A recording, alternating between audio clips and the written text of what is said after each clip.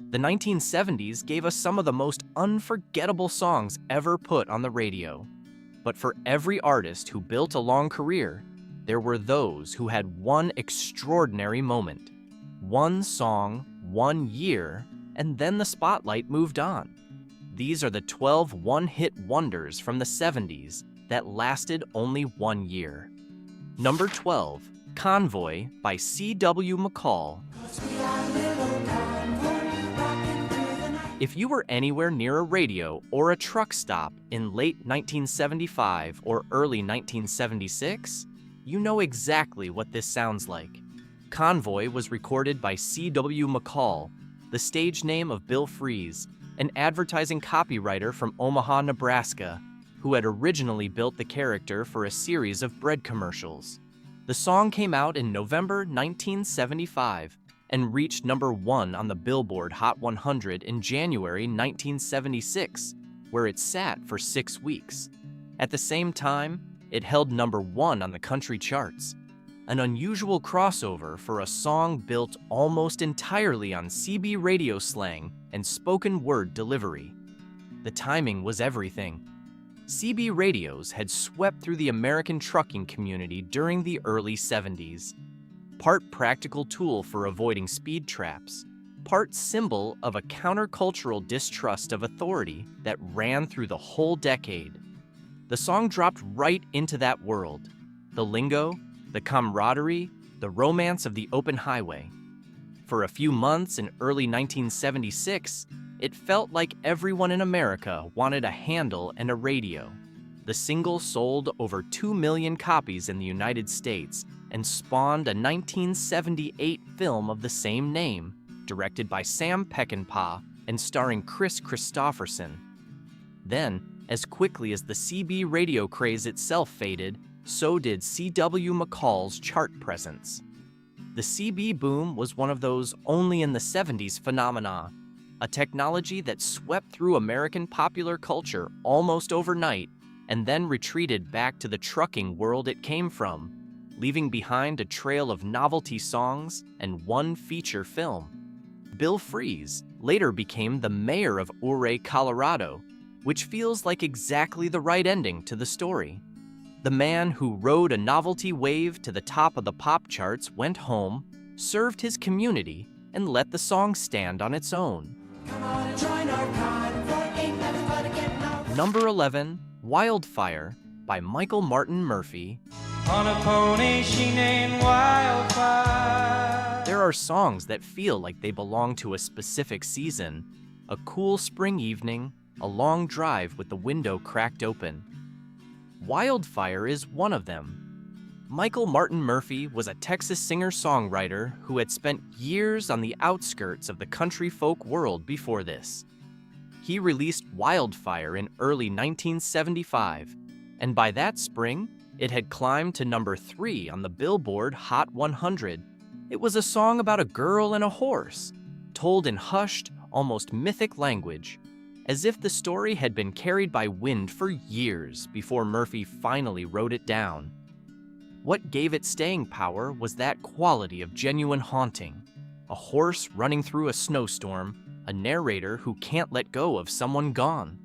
It didn't fit cleanly into country or pop or folk. It lived in the space where all three overlapped, at a moment when AM radio had room for exactly that kind of song. Murphy continued recording throughout the decade and beyond, building a respected career in Western and cowboy music that has lasted to the present. He never stopped performing, and his connection to the music of the American West became deeper and more defined as the years went on. But in terms of mainstream pop success, Wildfire was his single visit to the top 5. It drifted through the spring of 1975 and left an impression that has outlasted most of the records that outsold it. There's something fitting about a song that sounds like it's always existed, as if it were discovered rather than written. Wildfire has that quality. People who heard it in 1975 still remember exactly where they were. Been a hoot owl howling outside my window now. Number 10, Feelings by Morris Albert. Few songs from the 1970s have been loved and gently mocked in equal measure the way this one has. It is simultaneously one of the softest recordings of its era and one of the most covered songs of the decade, with over 300 recorded versions by artists including Nina Simone, Julio Iglesias, and Andy Williams. Maurice Albert was born Mauricio Alberto Kaiserman in Brazil. He recorded Feelings in 1974, and it arrived on American charts in 1975, eventually peaking at number 6 on the Billboard Hot 100 while spending 32 weeks on the chart, longer than any other single that year. It was nominated for Grammy Awards for Song of the Year and Best Male Pop Vocal Performance, winning neither. It sold 3 million copies in the United States. The song carried some legal weight. In 1988, a U.S. court ruled that Feelings had borrowed substantially from a 1956 French composition called Pour Toi by Louis Gastet. Gastet was awarded 88% of the royalties and roughly $500,000 in damages, and his name was added to the writing credits. Albert had one other chart appearance in the States. Sweet Loving Man reached number 93 in 1976 and was not heard from commercially again. The chorus became shorthand for a certain era of sensitive ballads, used both affectionately and as a punchline for decades after. But it stayed on the radio and the covers kept coming, and 300 versions is not nothing. There is something genuinely affecting in the original recording. Albert's voice carries a vulnerability that explains, even if it doesn't fully justify, why so many other singers wanted to try it themselves. Number 9, Shannon by Henry Gross. Henry Gross had been the lead guitarist for Sha-Na-Na, the rock and roll revival group that performed at Woodstock in 1969. He went solo in the early 1970s without making much of a national dent until 1976, when he released Shannon, a soft rock ballad that climbed to number 6 on the Billboard Hot 100 and reached number 1 in Canada. The story behind the song is inseparable from the song itself. While touring with the Beach Boys in 1975, Gross visited Carl Wilson's home in Los Angeles. Wilson mentioned in conversation that his dog, a Samoyed named Shannon, had recently been hit by a car and killed. Gross went home to New York and wrote the song in about 20 minutes. It became a tribute to the specific and very real grief of losing an animal, and millions of people felt it immediately. Shannon is also tied to one of the most famous outtakes in radio history. In 1985, American Top 40 host Casey Kasem was recording an episode when his producers placed a listener's long-distance dedication for a recently deceased dog, using Shannon as the song, immediately after an up-tempo Pointer Sisters track. The recording of Kasim's off-air response to this editorial decision has circulated for decades. His frustration was understandable. His vocabulary was unexpected. Gross never had another top 20 hit, but Shannon has carried a particular warmth for 50 years that most chart toppers never achieve. It works because it takes its subject seriously. The grief it describes is small in the grand scheme of things, and the song knows that and doesn't apologize for it. Anyone who has lost a pet understood it immediately in 1976, and they still do. Number 8, Afternoon Delight by Starland Vocal Band. My motto's always been when it's right while we... In the summer of 1976, this song was genuinely inescapable. Starland Vocal Band was a Washington, D.C. quartet. Bill Danoff, Taffy Niver, Margot Chapman, and John Carroll. Danoff was not new to the industry. He had co-written Take Me Home Country Roads with John Denver in 1971. Afternoon Delight was released in May 1976 and reached #1 on the Billboard Hot 100 within weeks, staying there for 2 weeks. It won the Grammy Award for Best Arrangement for Voices. The song's easy, sunlit harmonies were a perfect fit for mid-70s soft rock radio. What made it a cultural curiosity was its subject, which every adult listener understood immediately and which nobody discussed too directly in polite company. Radio programmers embraced it without apparently minding. It was on everywhere, all summer. In 1977, CBS gave the group their own summer variety television show, a real marker of how big that song had made them, and the show was canceled after 6 episodes. No follow-up single came close to charting the same way. The harmony group that had been on every radio in America in the summer of 1976 was gone from pop radio before the year after ended. The Grammy win for Best Arrangement for Voices is the detail that tends to surprise people when they look it up. In a year that included some genuinely ambitious recordings, a breezy, soft rock summer hit won a Grammy. But listen to the harmonies again, and you can hear why the arrangers noticed. Whatever you think of the song's subject matter, the vocal work is precise and warm and very difficult to get right. Number 7, Torn Between Two Lovers by Mary McGregor. Torn between two lovers. January 1977. A song arrived quietly at the top of the charts and sat there for 2 weeks. Mary McGregor was a Minnesota singer who had been doing session work and background vocals before. Torn Between Two Lovers changed the trajectory.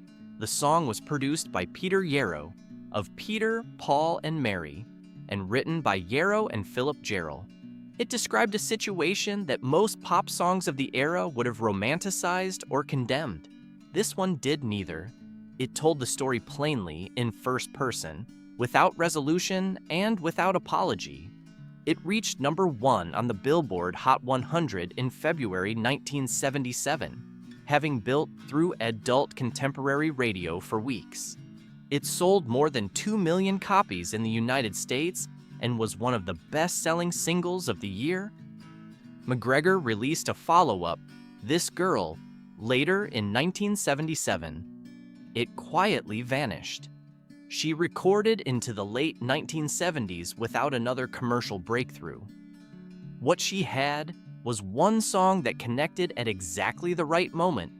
Its honesty and its refusal to simplify recognized by an audience that appreciated being treated as adults. 1 year, one song, and then it was over. Peter Yarrow's production on the record was understated in the best way. The arrangement stayed out of McGregor's way and let the vocal performance carry everything. That restraint turned out to be the right call. A more elaborate production would have diluted exactly the quality that made people stop and listen. Feeling like a fool, loving you. Number 6, Disco Duck by Rick Dees and his cast of idiots. Yes, this is on the list. And yes, it went to #1. Rick Dees was the morning drive disc jockey at WMPS Radio in Memphis, Tennessee in 1976, working through the height of the disco era. He wrote Disco Duck in one day as a broad satire of what was happening on the nation's dance floors. The comic duck voice in the song, delivered in the style of Donald Duck, was not performed by Dees himself, who couldn't pull it off, but by a Memphis acquaintance named Ken Pruitt. The song was released on Freetony Records, a small Memphis label co-founded by Estelle Axton, one of the original co-founders of Stax Records, before RSO picked it up for national distribution. On October 16, 1976, Disco Duck hit #1 on the Billboard Hot 100. It held there for 1 week, then sat at #2 for the next 4 weeks. It sold over 6 million copies internationally. It appeared briefly in the 1977 film Saturday Night Fever, in a scene involving older patrons learning to dance. What makes the story memorable is what happened professionally. WMPS management forbade Dees from playing the record on his own show, citing conflict of interest. When he casually mentioned on air one morning that the song might be approaching #1, his station manager fired him immediately, 5 days before it actually got there. He was hired the same day by rival station WHBQ, where he was not only permitted to play it, but encouraged. Dees never charted significantly again as a recording artist, but he built one of the most durable careers in American radio history, eventually hosting the syndicated weekly Top 40 countdown for over 2 decades. The song that got him fired from one station made him untouchable at every other one. Number 5, The Night Chicago Died by Paper Lace. Was a cop on the east side of Chicago. Paper Lace was from Nottingham, England. They had no particular connection to Chicago, to Al Capone, or to Prohibition-era gangland America. What they had was a gift for writing cinematic pop songs, and in the summer of 1974, that was enough. The song depicted a fictional confrontation between a lone police officer and Capone's mob on the south side of Chicago. The historical atmosphere it borrowed was real. Capone's Chicago was genuinely one of the most violent and politically compromised environments in 20th century American urban life. But the specific events of the song were invented. It reached #1 on the Billboard Hot 100 in August 1974, staying there for a single week. Paper Lace's American story had a frustrating first chapter. Earlier in 1974, they had written and recorded Billy Don't Be a Hero and taken it to the top of the UK charts, only to have an American cover version by Bo Donaldson and the Haywoods reach #1 in the United States first, effectively locking them out of their own song in the American market. The Night Chicago Died was the band's answer to that, their push to break through in the States under their own name. It worked exactly once. They returned to the UK without a second American hit to their name, which is one of the more ironic footnotes in the history of the British invasion era. Number 4, Billy Don't Be a Hero by Bo Donaldson and the Haywoods. The American side of that same story deserves its own moment. Billy Don't Be a Hero was written by British songwriters Mitch Murray and Peter Colander. Bo Donaldson and the Haywoods were a Cincinnati group who released their version in the spring of 1974. By June, it was at #1 on the Billboard Hot 100, where it held for 2 weeks. The song followed a young soldier during the Civil War who volunteers for a dangerous mission over his fiancée's objections and doesn't return. Written as a British pop single, it landed in 1974, America differently than the songwriters could have anticipated. The United States had officially ended its involvement in Vietnam in 1973. The emotional aftermath was still raw and unresolved. A song about a young man dying unnecessarily, leaving behind a woman who warned him. That wasn't just a Civil War story to a lot of listeners that summer. The group had one more minor chart entry later in 1974 and then faded. Their whole moment at the center of American pop music lasted less than a year. But for a few weeks in the summer of 1974, this was the #1 record in the country, and it meant something. Murray and Callender, the British songwriters behind it, were no strangers to crafting songs that sounded like they belonged to a specific place and time. Their ability to write about American experiences from an outsider's distance occasionally gave their songs a clarity that domestic writers might have clouded with personal feeling. Billy Don't Be a Hero worked because it was direct and it didn't blink. The soldier goes, he doesn't come back. That was enough. Number 3, Brandy, You're a Fine Girl by Looking Glass. This one still feels like it should have launched a long career. It didn't. and that's still slightly puzzling. Looking Glass was a band from New Brunswick, New Jersey, formed around the songwriting of Elliott Lurie. Brandy was released in the spring of 1972 and reached #1 on the Billboard Hot 100 in August of that year, spending a week at the top and several more weeks in the top 10 surrounding it. It was a portrait of a barmaid in a port town, a woman in love with a sailor who can never love her fully back because the sea will always hold a prior claim. The writing is what sets it apart. Brandy wears a braided chain made of the finest silver from the north of Spain. She does her job. The song knows her dignity and never makes her pathetic. It doesn't rescue her. It doesn't explain away her situation. It watches her with deep affection from the bar she tends. For a pop single in 1972, that's a remarkably restrained and honest piece of craft. Follow-up singles from the band didn't find traction. Their second album in 1973 underperformed, and by 1974, Looking Glass had broken up. Elliott Lurie went on to a long and successful career as a music supervisor for film and television. His credits spanned decades and genres. The song, meanwhile, never really faded.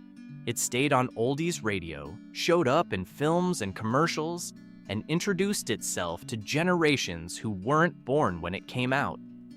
Barry Manilow once called Brandy one of his favorite songs ever written. In 2018, it was included in the Guardians of the Galaxy Volume 2 soundtrack, where it became a new cultural touchstone for a completely different generation of listeners. 50 years after it was recorded in New Jersey, it was playing in science fiction set in outer space. Not many one-hit wonders can say that. #2, Escape, the Piña Colada song by Rupert Holmes. If you like piña coladas. Of all the songs on this list, this one has the most perfectly constructed story inside it. Rupert Holmes was a British-born songwriter and musician who had spent years in the industry, writing for other artists, releasing albums that earned him critical respect without making him a household name. Then, in the fall of 1979, he released Escape, and everything changed for about a year. The song's premise is simple. A man in a long, slightly stale relationship reads the newspaper's personal ads out of restless curiosity, finds one that interests him, answers it, and shows up at the agreed meeting point, only to discover that the person who placed the ad was his own partner, who had been equally restless and looking. The ending is a laugh of recognition rather than a tragedy. It's played completely straight, which is exactly what makes it so enjoyable. Escape reached #1 on the Billboard Hot 100 on December 22, 1979, where it held for 3 weeks. Because it ran across the turn of the year, it became both the last #1 single of the 1970s and the first #1 single of the 1980s. No other song holds that distinction in the history of the Billboard Hot 100. Holmes released a follow-up, Him, which reached #6 in 1980. He went on to become a playwright and novelist of considerable note. His Broadway musical, The Mystery of Edwin Drood, won the Tony Award for Best Musical in 1986. He also wrote novels and television, and has stayed a working creative for decades since the song. His career after pop music has been long and varied and genuinely impressive. But ask anyone over 50 what they remember about Rupert Holmes, and they'll be humming before they finish the sentence. That is the strange, permanent power of a great one-hit wonder. It makes the artist's name synonymous with one specific 3-minute feeling, forever, no matter what else they accomplish. Holmes seems to have made his peace with it. He once said that being the last #1 of the 70s and the first of the 80s was something he was happy to carry around. That's a fair trade. #1, Undercover Angel by Alan O'Day. Wonder is your nightlight, magic is your dream. The summer of 1977 belonged briefly and improbably to this song, and to a man who had spent most of his career in the background. Alan O'Day was not an overnight arrival. He had been writing for other artists throughout the mid-1970s with real success. In 1974, he wrote Angie Baby for Helen Reddy, which went to #1. He was a working songwriter with a steady reputation. But in June 1977, he released Undercover Angel as a performer under his own name, and it climbed to #1 on the Billboard Hot 100, where it sat for 1 week. The song had the smooth, slightly dreamy quality of the best adult contemporary radio of that era. A fantasy visited on a sleeping man, told with warmth and a light touch. Pacific Records pushed it into rotation across the country, and the audience responded, lifting it steadily until it reached the top. O'Day released follow-up singles that didn't connect. He returned to what he had always been, a songwriter working for other people, doing it well. As a recording artist, Undercover Angel was his single visit to the top of the charts. The song itself has a particular quality of that late 70s AM radio sound. Lush without being heavy, catchy without being aggressive, warm in a way that feels like it belongs to a specific time of year. If you were driving somewhere in the summer of 1977, this was on the radio. Probably more than once. 1 year, 1 song, 1 moment on a summer radio, the windows down, the road open in front of you. That's exactly what it was. And for everyone who heard it that summer, it's still exactly what it is. The 1970s was full of moments like these. Songs that arrived from unexpected places, captured something in the air, and then passed. Some of these artists went on to other things. Some simply stepped back into quieter lives. But what they left behind, 1 song, 1 year, has stayed in the memories of everyone who was there for it. That's a kind of immortality that most musicians, however long their careers, never quite achieve.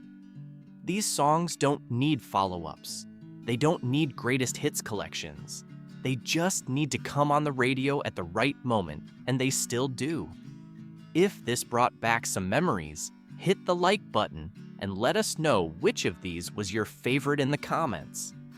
And if you want more music history and nostalgia from the decade that sounded like nothing before or since, subscribe. There's plenty more where this came from.